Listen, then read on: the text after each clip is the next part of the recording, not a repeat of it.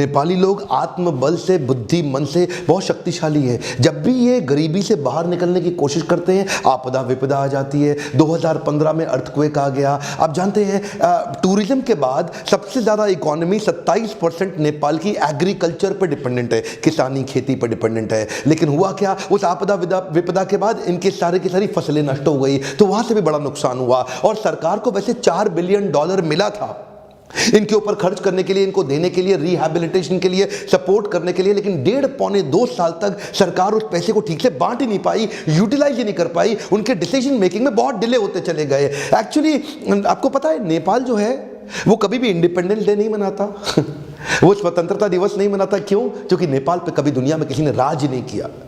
उसके 2 कारण हैं। एक तो नेपाली अंदर से बड़े ताकतवर, इनके शेरपा, इनके गोरखा बड़े शक्तिशाली हैं। लेकिन दूसरा एक और रीजन है, किसी और देश ने कभी ज़्यादा सोचा ही नहीं नेपाल को इन्वेड करने के लिए। जानते हैं क्यों? फॉर्मूला है E=E। जहाँ पे है इकोनॉमी वहीं होता है एम्पायर। क्योंकि इकोनॉमी कमज़ोर रही है नेपाल की, इसीलिए किसी ने बहुत लंबे समय तक जान ही नहीं लगाई है।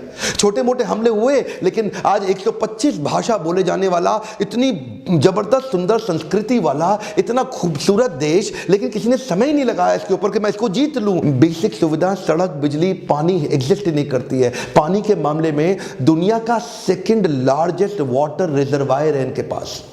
जो फ्रेश वाटर होता है ना पीने का, वो दुनिया का 2nd लार्जेस्ट, लगभग 3% पृथ्वी का फ्रेश पानी केवल नेपाल के पास है, जमीन के नीचे। लेकिन इतना स्वच्छ पानी होने के बावजूद, हिमालय से दुनिया भर की नदी आने के बावजूद, इंडिया पाकिस्तान तक इनका पानी जा रहा है, लेकिन इनके पास इंफ्रास्ट्रक्चर नहीं है कि उसको पाइपलाइन बिल्ड करके नलके के थ्रू वो पानी आम नेपाली को दे सके। पार्टनरशिप्स बिल्ड कर ले 4-5 अच्छे देशों के साथ में, जो मिलकर के उनको वो इंफ्रास्ट्रक्चर बिल्ड करने में मदद करें। पब्लिक प्राइवेट पार्टनरशिप के साथ वो मॉडल लेकर के आए, बड़े कॉर्पोरेट को इनवाइट करें जो उनको वो स्टेबल इंफ्रास्ट्रक्चर दें। हमारे देश में डिसीजन लिए मेक इन इंडिया, ऐसे ही आपको डिसीजन लेने पड़ेंगे मेक इन नेपाल। ये बिल्ड करने के कारण एम्प्लॉयबिलिटी से धीरे धीरे ये साइकिल इंप्रूव करेगा। थोड़े दिन के लिए नेपाल पीछे रह सकता है, पर नेपाली नहीं। नेपाली बहुत शक्तिशाली है, बुद्धिमान भी है।